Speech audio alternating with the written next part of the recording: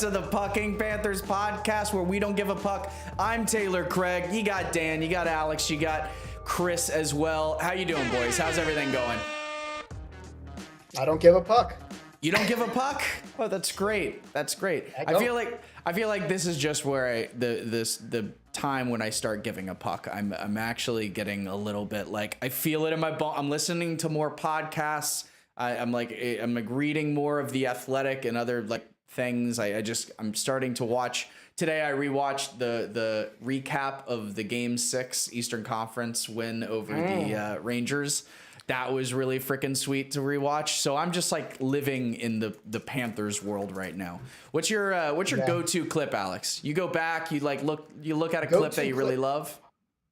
Well, what I did last year, I didn't watch a clip. I watched a couple of movies that really got me hyped, and we ended up winning the cup. So I'm going to start doing that this year. I'm going to do that again. I watched Miracle. I watched The Mighty Ducks. I think I watched The Mighty Ducks 2, whatever it's called, D2, whatever that's called. I can't remember the other movies, but I watched some other sports. I probably threw Moneyball in there. Just sports. Doesn't have to be hockey, but all my favorite little sports movies got me really hyped. Maybe I'll throw in is any Rudy in there? Angels in the Outfield. Yeah, Rudy. I love Rudy. I haven't seen Rudy. Oh, you got to see Rudy. It's a good sports movie. It's not. I've heard it's not very true. Of course it's not. That's why it's good. Joe Montana's out here like a liar. Rudy. Yeah.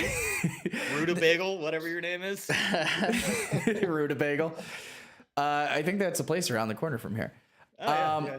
Dan, do you have a clip that you always go back to?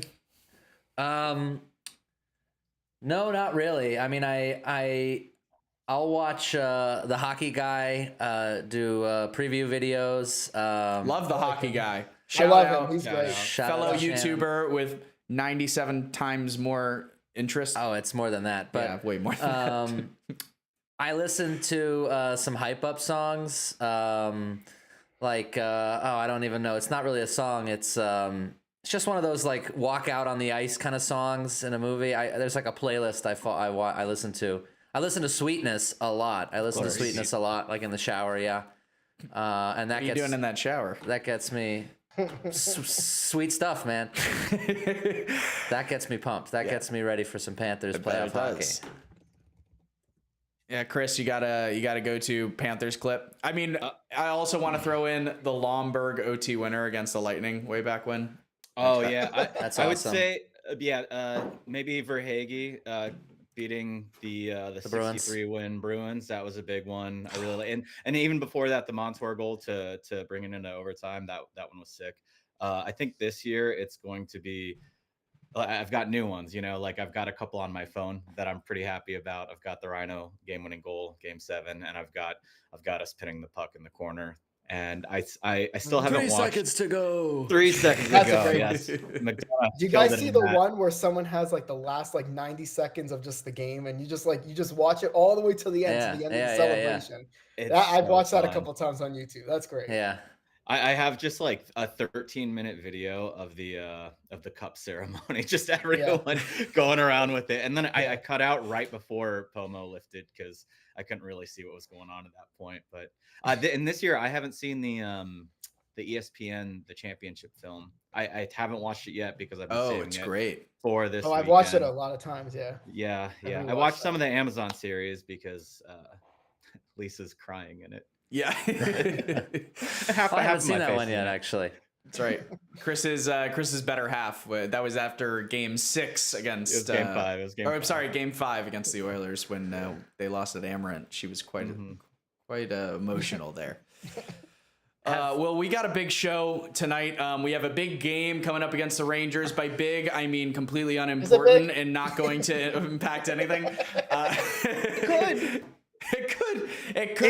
They could go from the 13th overall pick to the 10th overall pick. You see Amarin Bank Arena right here. That's because home ice advantage could be on the line for the Cats.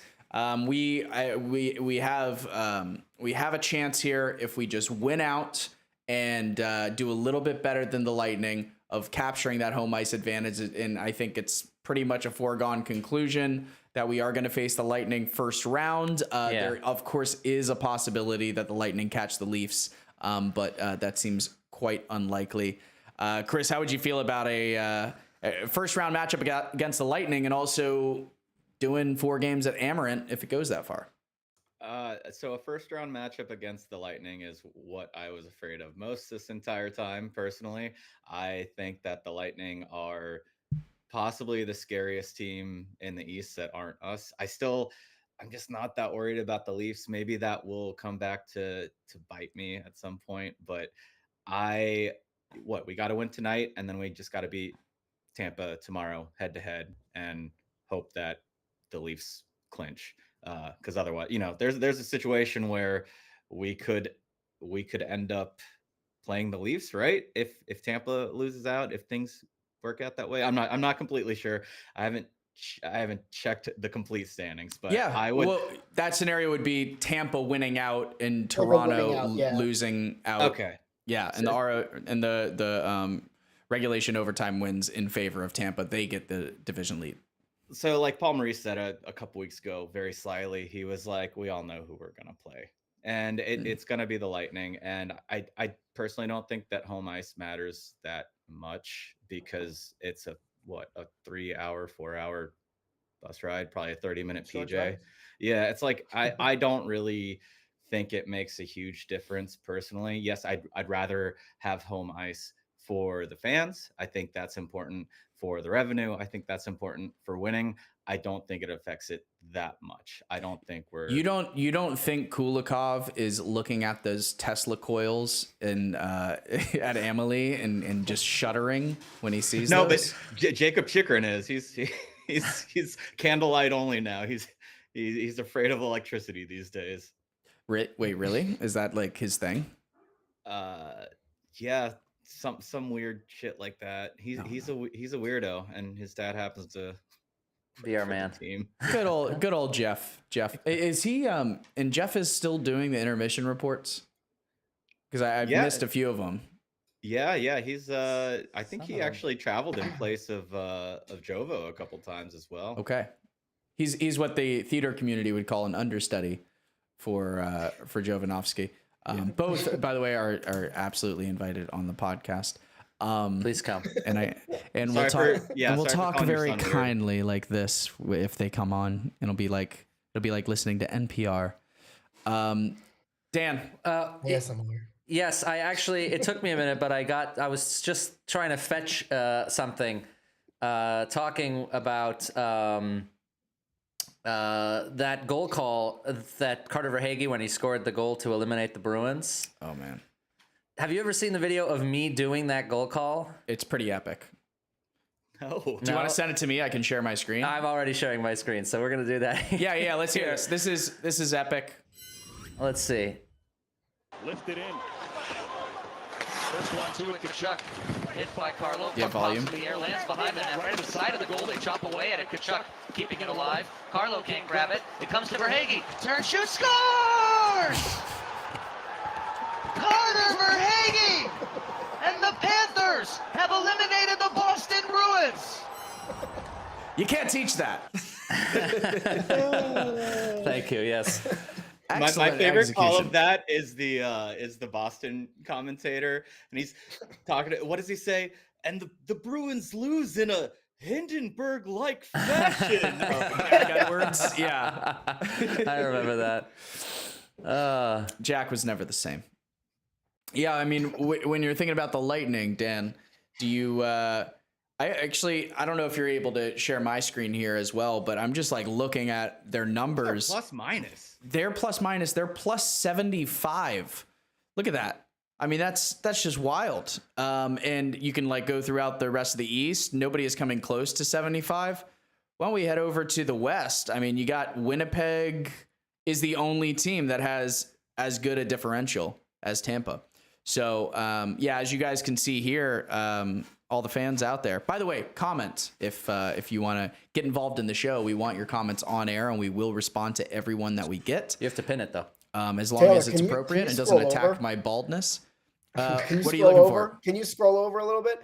So we're talking about home ice advantage here, right? Yeah. Look at Tampa, 28-8-4. They are monsters at home. So are we. I mean, we're 27-11. We're great too.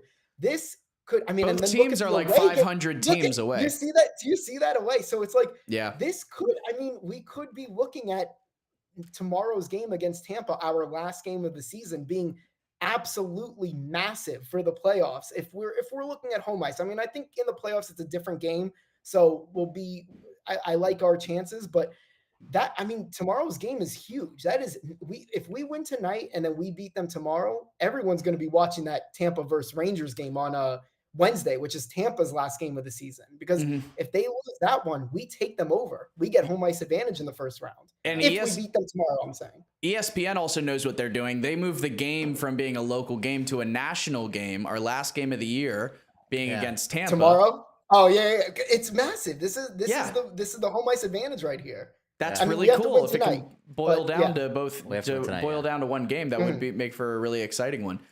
Yeah, I mean, any final thoughts there, Dan, on home ice advantage? Does that actually matter to you? You've spent a lot of time in Amarant.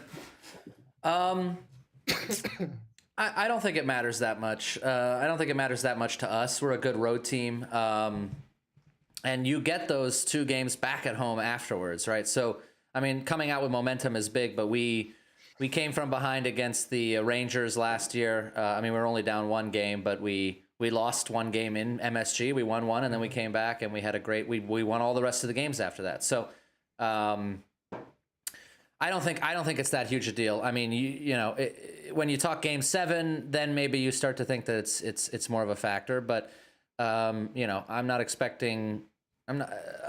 sure. Honestly, I haven't really looked at what series I think will go to 7, which one, you know, wouldn't go that far. But I don't think we need 7 games to do the job, at least in the first round against Tampa. So I don't think it'll be that much of a factor. And even if we went to a Game 7 away, you know, I mean, we did that in Boston. So I'm not super concerned about it.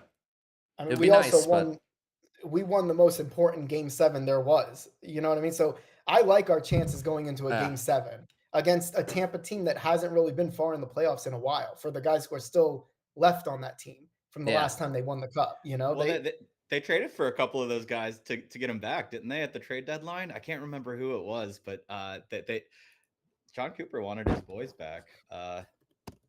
Yanni Gord? Did they get Yanni Gord? Oh yeah, back? Yanni Gord was one of them. Yeah. Was he? Yeah. I think overpaid for him too. And they have Bjorkstrand now, but I think Bjorkstrand's actually injured. I think he got injured last week. I think he's out. I don't think we're going to be facing him in the playoffs. I think they said. I could be wrong. I think he's out. Courtney's got a good point. See, and this is something I actually thought about. The ice is worse in SoFlo with the heat, and we have experience skating on it. That is true. But in the there was a game last year or 2 years ago where Tampa's ice was absolute shit.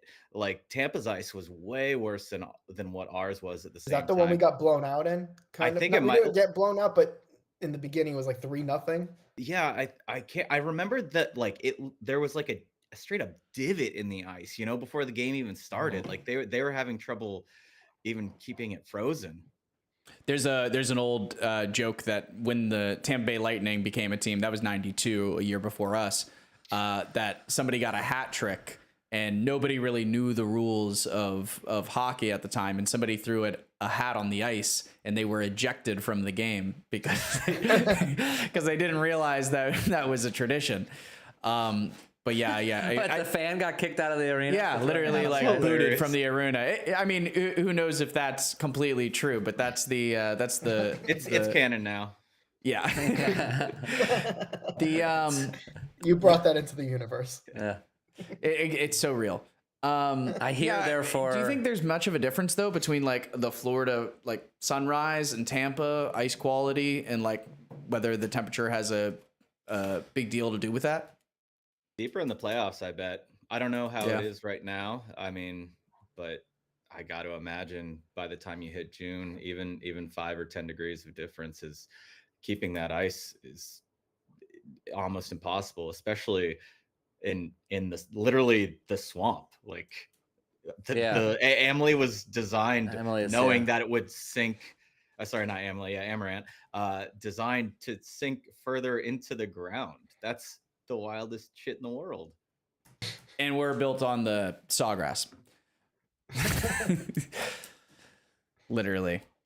We have big news coming into tonight is that we have two big guns back for the Panthers. We have Sam Bennett and Kulikov returning to the lineup. You see this tweet from Jameson Olive. Bennett playing tonight 100% at this point, or he got himself to that point. He's ready. He's skating. He wants to play.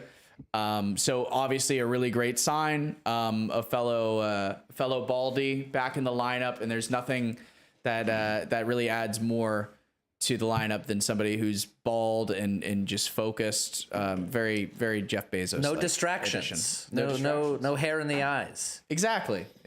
Everyone had these concerns about Ricky Williams when he was running down the field. And us bald folks, we don't have those concerns. Good choice you made. Yeah, aerodynamic. It's a great choice. Good choice losing your hair. Yeah, you should grow your goatee like Bennett though. I feel like when I play hockey, I'm trying to be Sam Bennett. What he brings to the ice and that his freaking style. I gotta work on that. I don't want to derail us as we get onto this topic, but playoff beards. When do you guys do them? 1 and 2. When do you start? Do you start when you clinch? Do you start on the last day of the regular season? Do you what is the day that you clean shave? I do it. I do the playoff beard. Last year, there's a picture of me and Ryan at the end of it. He did it with me too. I didn't even cut my hair. So what I'm planning is I'm getting a haircut this Friday. Smart. And depending on when the playoffs start, for my little superstition, it's I can shave up until the first game of the Panthers. I don't care about the playoffs or when anyone else plays.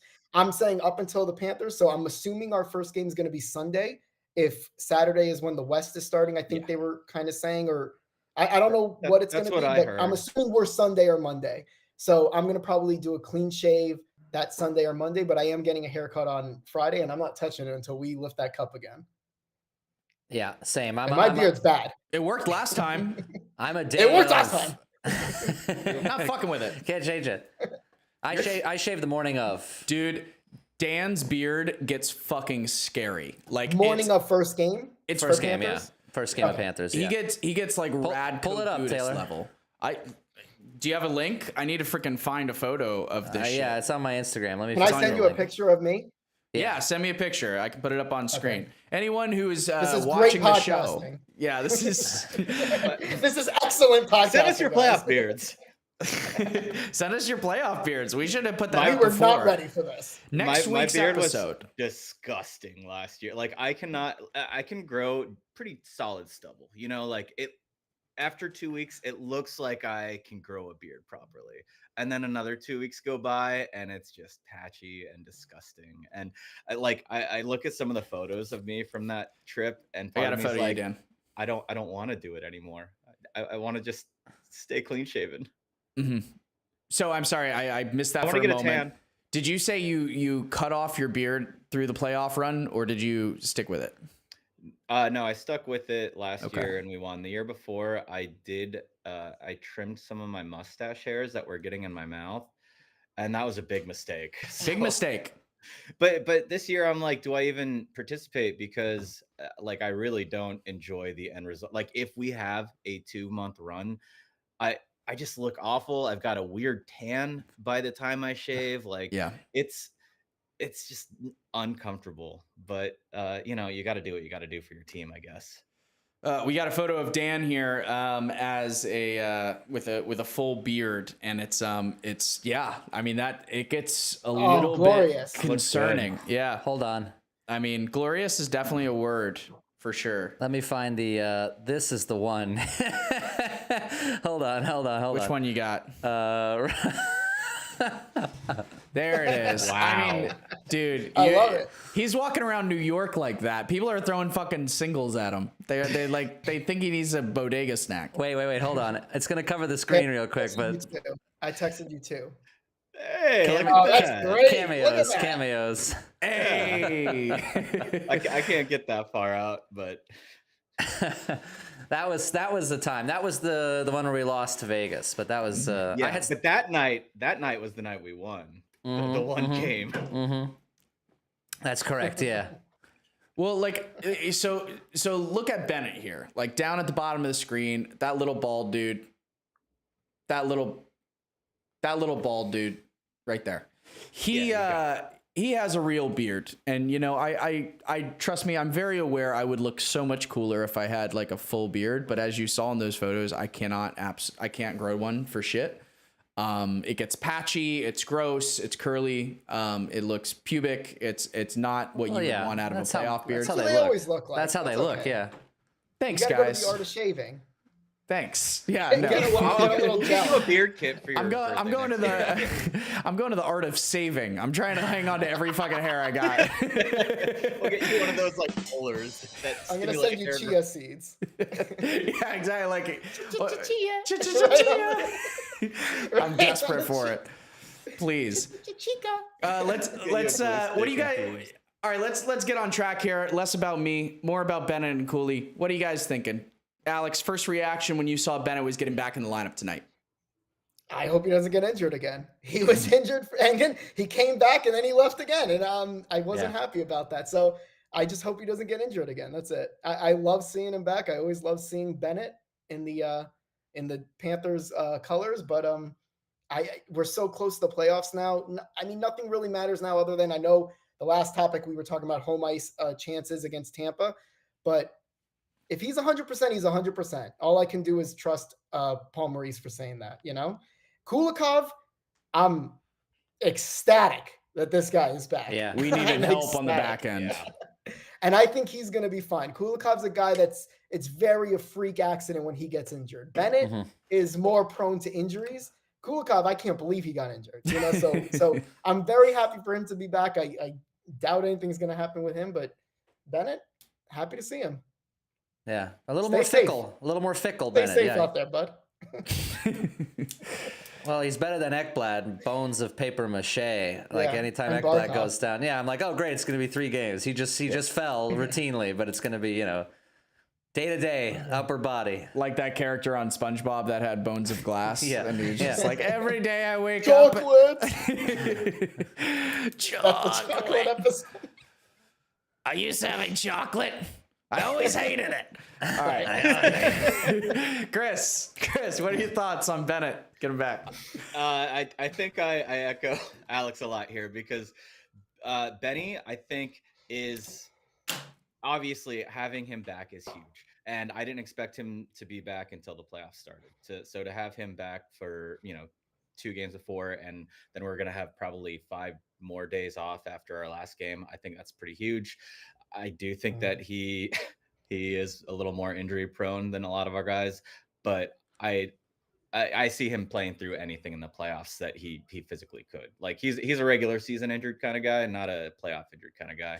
I do think that getting Cooley back is the bigger deal because even though Bennett is the better player, we're just so deep with the forwards. Like even tonight, we're resting Lundell, Luosterainen, Marchand, and Samoskevich. You know, like we have guys who can slot in pretty much anywhere in the lineup, but defensively, anytime we can get Balinskis off the ice is a good day for me.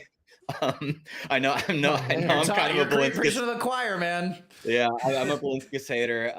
He just I don't know. I did like Balinskis in the beginning, but this year he is getting a little rough. Yeah, I mean, he didn't play like big minutes for us in the playoffs last year, did he? Did he play any playoffs for any playoff minutes? I don't think so. Year? Like, I just don't think that he is that level. Like, he's an awesome guy to have around for the regular season, but once the playoffs hit, I want to have a slightly stronger body in there. So, like, this means Kulikov. I mean, I think we only have 2 right-hand defensemen on the entire team, and one of them suspended. But this means Kulikov can slot into the right side on the third line. I assume he'll be with Schmidt. I'm not 100% sure. Once Ekblad returns, I assume it's Forsey, Ek, Mikkel, Jones, Cooley, Schmidt. Sorry, that's pretty good right there. Yeah, and then you have Megna, and that's the thing. Balinskis might not even be the 7th D man. It could be Megna will be the 7th. And I know Taylor's been big on Megna, and he's looked pretty good. So but yeah, I think defensively is where we need help the most, because the way I'm seeing it right now, if we have all of our forwards healthy, then the ninth, or sorry, the 12th guy, it's you have your pick between Boquist, Greer, Gadjevich, Noshek, Rasmus Asplund, maybe. Sourdiff didn't even make the cut. He didn't even get brought up at all at the end of the year this year, which is surprising to me. And then we'll talk about him later, but Jesse Puljujarvi. Can't wait to talk about him later. But yeah, as it relates to the defense, Megna has been a beast. I do have a video up right now that's showing all of the defense, all the defensemen that we have on our roster. Jones, I mean, like we've talked about before, Jones is just not like a top pairing guy, but he's very serviceable, has a lot of experience. Gustav Forsling is there, Kulikov, Mikkola, Schmidt. We're going to get back at Ekblad. But yeah, Megna being that 7th guy, I think out of Kiersted, Balinskis, and Megna, I think all of us would probably choose the Plantation Boy for being our 7th defenseman. Right? I don't know for a fact that we were born in the same hospital, but we must have been. It's just Plantation general. Like there's not another hospital in Plantation. You were probably at the rival hospital. There's a turf war going on for Plantation nurseries. Are you as excited about Megna as I am, Alex? Like I just love how responsible he is. He doesn't he doesn't put himself in the wrong place. His passes are simple and clean. I'm not asking much from like a defenseman that's going to be lower pair. I don't think he's going to. Has he been playing on the lower pair with Schmidt? I don't know. It doesn't. If he has, I'm gonna make different every game for the past. Yeah, I'm gonna make a horrible. It's changed. Everything's changed. I'm gonna make a horrible joke right now. Are we calling them Schmegma? Oh, yeah. We can't. Have we been calling them that? We are. It's I have illegal. that. We can't do that. yeah. We've been calling it that in our group chat from time to time. No. He's been serviceable. I'm gonna be honest with you. I haven't really noticed him, and that's a good thing for a defenseman. It's a great thing. Yeah. It's a great I thing. haven't noticed. I really haven't. I noticed Balinskis a lot because I feel like he jumps up and skates fast, and he's like has high energy. But you guys bring up good points that he's out of position a lot. You know what I mean? So when I'm noticing him doing that, he's getting himself out of position a lot of times and putting us in a vulnerable spot. But Megna, I mean, honestly, I really don't notice him. And again, that's a great thing for a defenseman, especially on our bottom pairing. I think we all remember. I think we all remember and notice when Uyghur would just like make horrible mistakes in the playoffs, and I just want to get us past those days. Like costing us the President's series. Cup year. Yeah, that's a President's Cup year at Tampa Bay, and he just fucking. What did he do? What the fuck was he doing? And the guy goes right around. We have no idea what's going on. He had like we're done. He had like two season over game deciding mistakes in that series. I can't remember the second one. I'll tell you the second one. And then the second one was when they went behind. It might have been game 2 or 3, but he went behind the. It was like 4 seconds left in the game. It was a tie game. Oh yeah. And then the Tampa player went behind the net, and he, instead of covering the center slot, he went back there along with somebody who was already defensively covering it, and left the slot guy wide open who put it in. It might have been like Point or Kucherov or someone. I don't know. It was miserable. Oh, brutal. But there's a lot to, I mean, with all these depth guys coming up and us trying out different looks, there's been a lot of excitement around Jesse Puljujarvi. The former 4th overall pick from Edmonton has made a debut with us, and started off with the Charlotte Checkers. We got him in trade. And it appears that this guy, he has size, he has speed, he has skill, and he is very much fitting into what Paul Maurice wants out of a hockey player. Chris, I know you're pretty amped about this. It's funny because I think I might be the person who's lowest on Pool Party here. Shit. Can you tell I didn't do my research on the individual opinions of each player? Well, look, I loved what I saw from him. That was that last game, right, where I think 7 or 8 hits, and he had that nice deflection goal. He does seem like he could excel in Pomo's system. I don't see who he's going to replace in the playoffs, considering he's only been with the organization for like 6 weeks. He's only been called up for like 3 or 4 games, when we have other guys like Boquist and Greer and Noshek and, like Gadjevich, who have played with the team the entire season. I could see him slotting in a few games here and there in the playoffs, especially if we need to go bigger and kind of play a heavier game for whatever reason. But you're talking about a guy who is on his last grasp in the NHL. He was waived by the Pittsburgh Penguins this year. Like he has shown over the years, time and time again, that he's just not quite what he was expected to be. And he's not young anymore either. Like he's not a prospect. He's 26. He kind of is who he is. I do think that Pomo's system seems to be doing something for him, but I can't slot him in over our other depth forwards. I mean, I appreciate everything that Greer has done so far this season, but like, I mean, it's not like you're replacing an all-star to put in a Puljujarvi, somebody who has definitely more of a scorer's touch. And he is skating like a bat. I don't think he has more of a scorer's touch. Puljujarvi hasn't than scored. Greer? Yeah, Puljujarvi hasn't scored more than 10 goals in the NHL in over 3 years. But yeah, I think Greer and Puljujarvi, like what Chris is saying, they're different players. You know what I mean? Like I think you expect a scoring touch out of Puljujarvi, a first round. What was he taking? 4th overall back in whenever the hell that was. 2016, I want to say, and dropped from a lot. 2016. I think you kind of want that. So I think that's why it's a little bit of an unfair thing to put him against Greer, who is a playoff guy that's like physical, and Puljujarvi is giving you that too. I am on the Puljujarvi train. I kind of am, but you're feeling the pull. I'm feeling the pull. I am. I like that. I like that extremely lucky one-handed on the stick deflection. That's a scorer's touch. That's a scorer's touch right there. He was like, I got it. I got it. Yeah.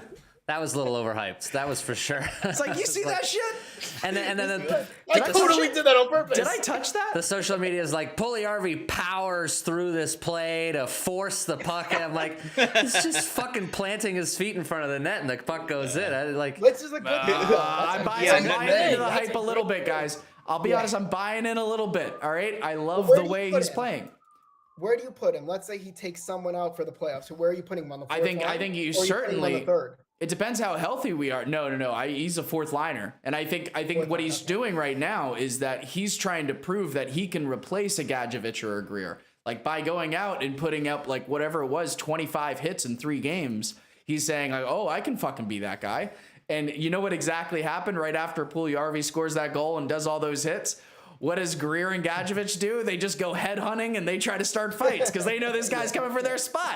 Like that's exactly where he would be slotted. He would be on that 4th line, and those guys are also getting uncomfortable because they're like, holy shit, this kid just showed up and he wants back in the NHL. He wants it bad. Yeah. It's great. And early in the year, we were talking about the lack of depth in this team. I know Ryan was bringing that up a lot because that's a big thing that he's obsessed with, but now our top 9 is locked in. I mean, Mackie Samoskevich, I don't think we talk about him enough. He has made his mark. Yeah. He's on this team. He could be a first liner playing with Barkov and Reinhard or on the second line. I mean, he's not a third liner anymore. Marchand's getting that third line spot probably in the playoffs. That's what I think. And but bottom line, we have our top 9 set. I mean, it's going to be very hard. So now we have all these players that are fighting. Look at us like arguing over Greer and Puljujarvi. You know what I mean? For a 4th line spot. What other team? Any other team in the NHL would be loving to get what these guys are giving us on our 4th line. You know what I mean? On their 3rd line, other teams would be dying for that. Yeah, our 4th line, like we have 2 first lines, a second line, and then a third line, like, and then two third lines. We're forward depth is stacked. And that's why, to your point earlier about getting Kulikov being such a big deal, is it's so important. Like that's where we've lacked the depth. Yeah. I think going into the playoffs, you're looking for where are the weaknesses, and if you get Ekblad back 2 games in, and then you get a healthy Kulikov, defense becomes less of a question mark. Here, the forward rushes this morning. This is from Jameson Olive, obviously. Verhaeghe, Barkov, Rhino, Rodriguez, Bennett, Boquist, Asplund, Sturm, Puljujarvi on the third line for these line rushes. Sturm been very, very impressive. I think like he's somebody that gets pushed down to the fourth line, but I want him in our playoff lineup. I think Sturm's locked in as our fourth line center. Yeah, I think so too. Penalty kill skills also. I think and face-offs in there. Yeah.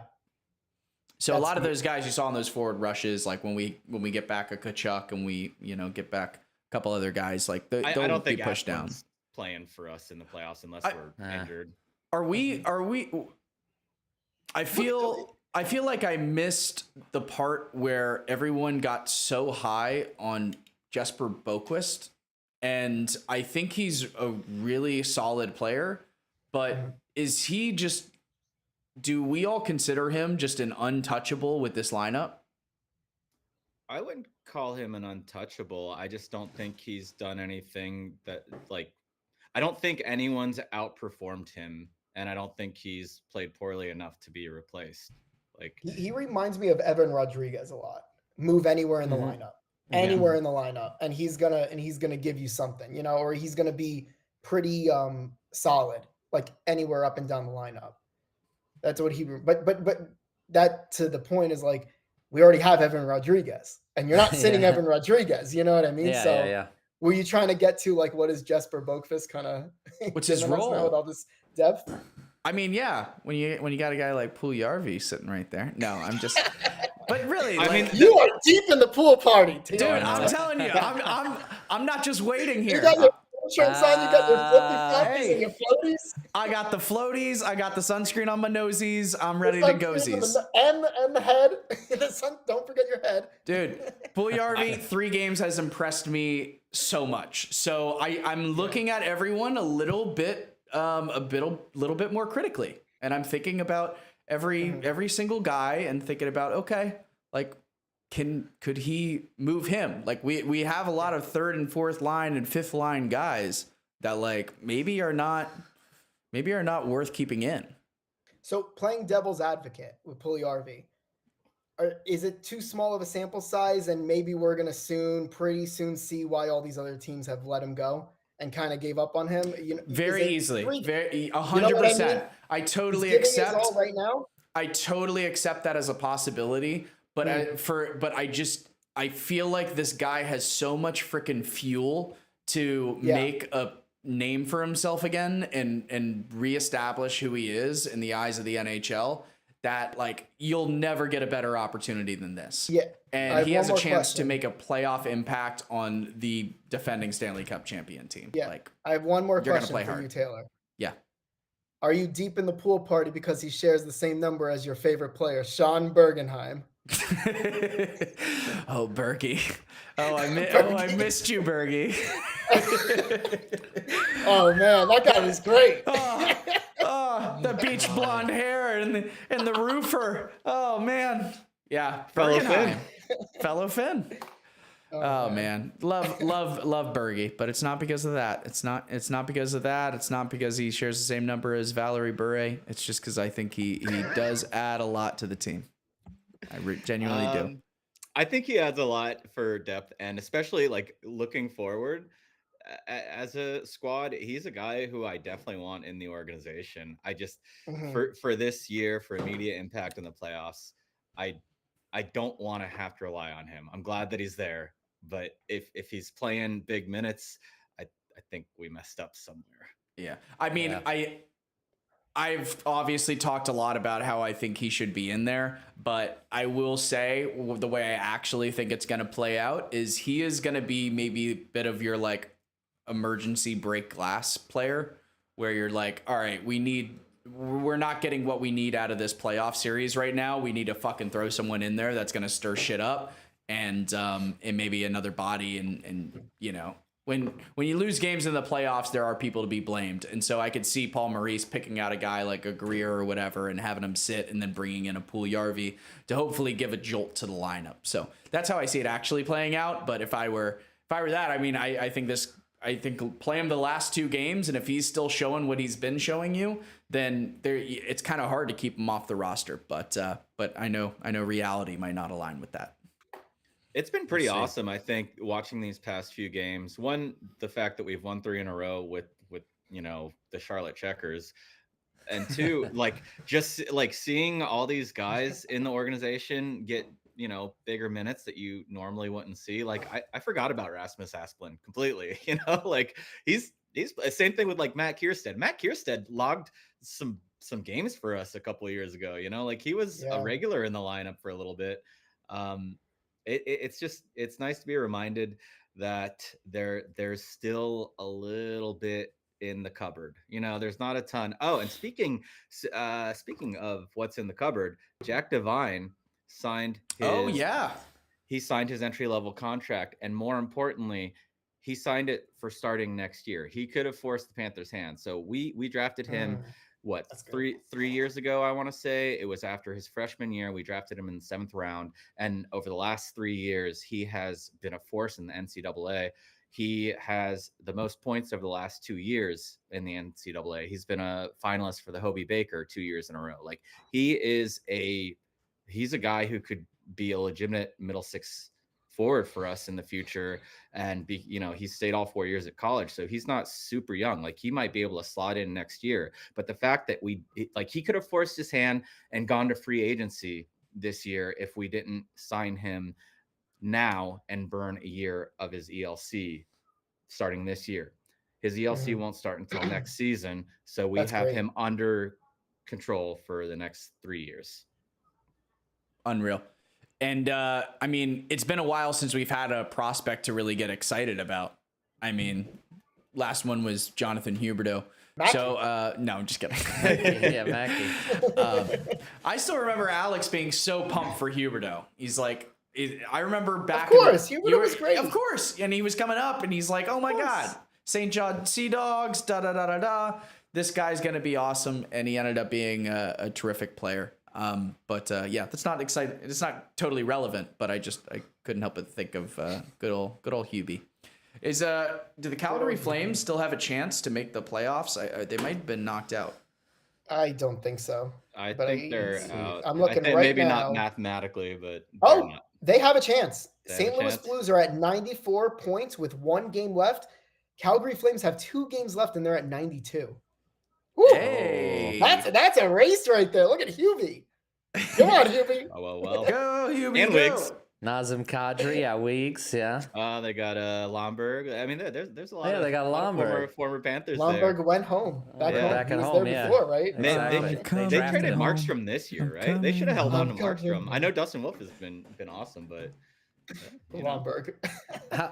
How about our opponents tonight being eliminated from playoff contention after being President's Trophy winners last year, imploding? we are the breaker of teams. Yeah, that's it. This is now the second team that we have completely demoralized all their chances of their recent like success. Oh man. If you win the President's Trophy and then you play the Panthers, just be prepared for the future. Yeah, dude. Oh man. Suck I hope we're playing Winnipeg. if we're playing Winnipeg Jets in the final this year, it's automatic cut. over. Automatic cut. We're gonna break their hearts. That was such a great chirp earlier in the year when we had Winnipeg in our arena and we're just chanting overrated. Like that was there was only one team in the NHL that could taunt them like that. Yeah. I almost feel bad for Winnipeg because no one takes them seriously. The same way no one's really taken the Capitals seriously in the East. But it's for a reason.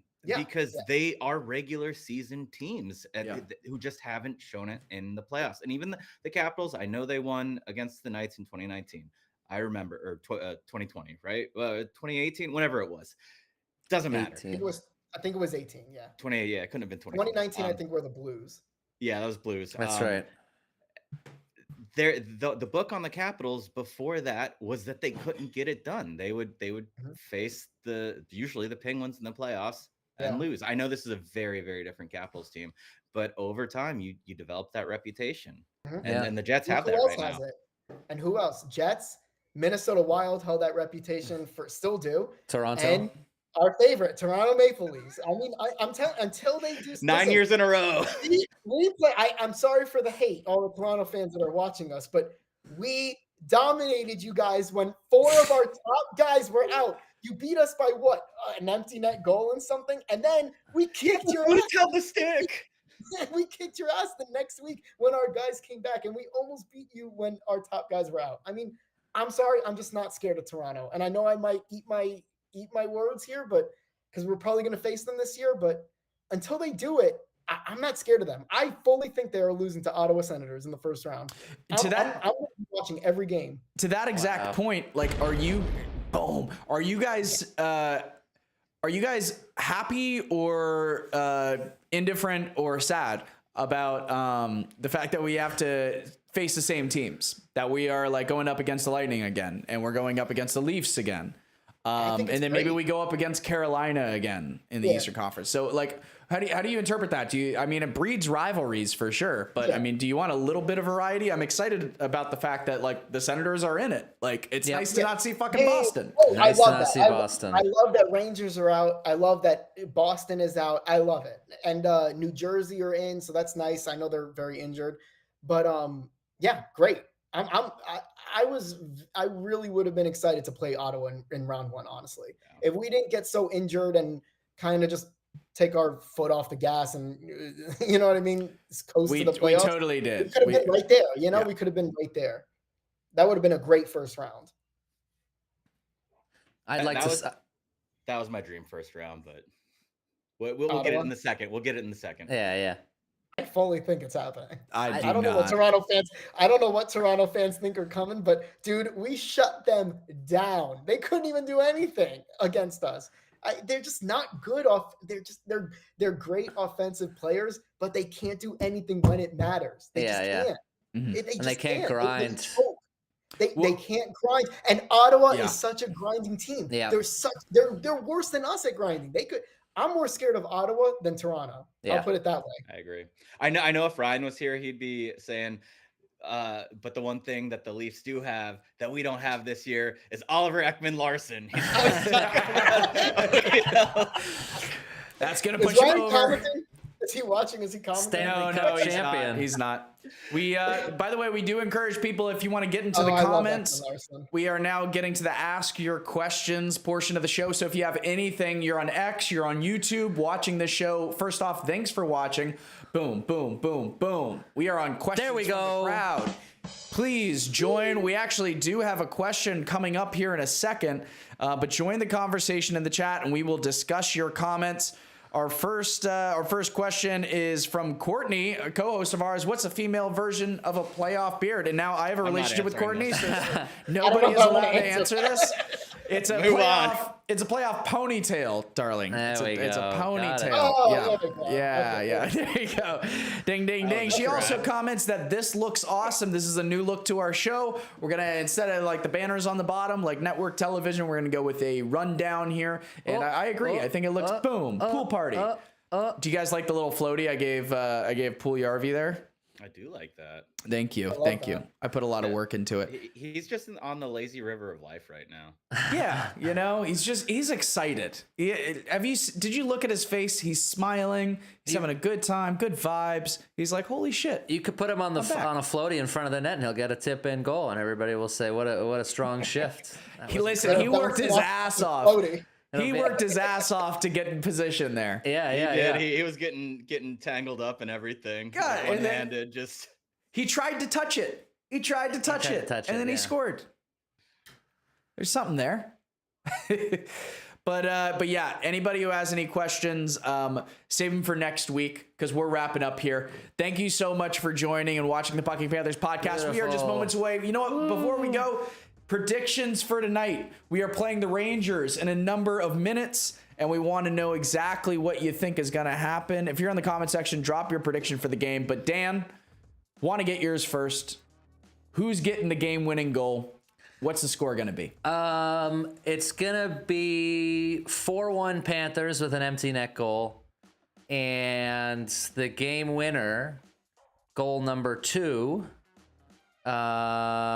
will be Sasha Barkov.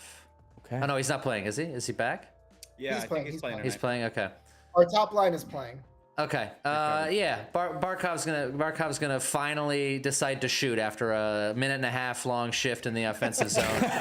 He's gonna say, "Fuck this." Where is he going to shoot it from? He's gonna curl in from the right hash mark, and he's gonna bury it with a screen out in front. He's gonna put a top right side from the hash Well, you marks. know we're clipping that if you're right. Yeah, Alex, let's what you got? Predictions for tonight against the New York Rangers. So as much as I would love for us to win out and get that home ice advantage, I think this is the playoff game for the Rangers, and they're going to go all out trying to get us out and hopefully not trying to hurt us, but I think it's going to be a Rangers win tonight. I think this is going to be their big playoff game to end the season for them, make their fans a little happy. Little pride. Little Fair. pride, you know? Yeah, that makes sense. see that. They're playing all their guys, and they remember what we did to them last year. And all we have is our top line and Bennett playing. You know, so I think they're gonna put their all into it. They're gonna barely beat us, even with half our team out. But I think they'll get the win. Who's getting the game-winning goal? Game-winning goal, Vincent Trocheck. I love it. Always. It's got to be a Panther. Cat 3-2. killer. Cat killer. 3-2. Vinny Trocheck in overtime. There you go. Wayne Gretzky. Did I hear Wayne Gretzky? Yeah. Is that what you said? Wait, Wow. What are you saying? Mr. Wow. Mr. Most goals in the NHL? Yeah. Vinny Trocheck? Yeah. They say Ovechkin has one more guy to reach. Is that Chris. Quicken Net? Oh, Quickson Net. Everything just changed. Wow. Okay. Well, I mean, that's what it looks like to me. I No could be wrong. shiesty shesty. That could have been warm ups. That could have been warm ups. This is like the preview that they're doing. I feel like the preview they would show the starting goalie, so I think it might be Quick. Yeah. Well, if Quick is starting, then I'm changing my prediction. To All right, going back to 3-0. Alex. Go Alex. again. 3-0 Rangers. We are not beating Quick. This is a tough one because we're clearly not playing to win based on our line combinations. Like, we don't care that much, but you know, we still want to win. I think we win. I think it's a close game, maybe 3-2, and I'm saying Swag stays hot going into the playoffs. He gets the game winner. Love that. Oh, and one Nice. more, but a little bonus prediction. Matt Rempe throws hands with Puljujärvi. Let's go. Puljujärvi. I like that. I thought you were going Gadjevich. I love Yeah, it. Gadget's the easy one. These are bold takes. Pool party's back. Mine would have to be. I think it's gonna be just like kind of a shit show and a sloppy game. I think we're gonna get. I think we're gonna get a 4-3 victory from the Panthers, and fuck it, Puljujärvi gets the game winner. There we go. Yeah. Now, is it a Speak your tip in? truth, King. And Does that's he gonna be in actually- regulation. That's not OT. Does he actually shoot the puck for this? He goal? will shoot. This is Okay. gonna be his first like real. Yeah. I want to score on the shot. One goal, no shots on goal is a pretty crazy stat for Puljujärvi right now. 8 hits. Tried to shoot. 8 hits, no shots. Yeah. All right, everyone. Thanks for watching. Comment. Join us next time. We're gonna check out the motherfucking playoff schedule and get an idea of how that shakes out. But I think Pucking Panthers podcast might be ramping up a little bit as we get into the playoffs here. I'm fucking amped for the playoffs. I know these guys are just fucking ready to fucking go. Let's do it. So we're gonna get our schedule out to you soon. At least we're gonna do weekly. So always tune into the Pucking Panthers podcast for everything you want to talk about the Florida Panthers with some quasi real stats and other insights that you can probably not find anywhere else because they're reputable. But please tune in and yeah, cheers. Well, thanks for watching the Pucking Panthers podcast, where we don't give puck. Cheers. Cheers.